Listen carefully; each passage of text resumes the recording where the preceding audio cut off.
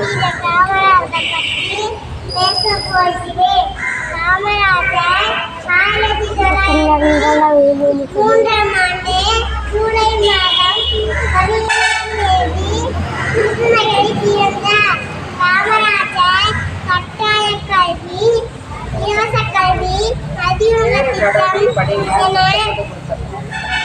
பல திட்டங்களை ஏற்படுத்தினார். காமராஜர்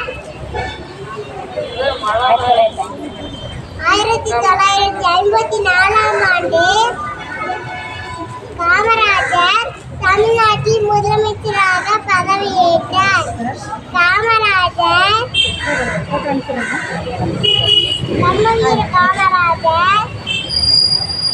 படிக்காத மேதை, கருப்பு காந்தி,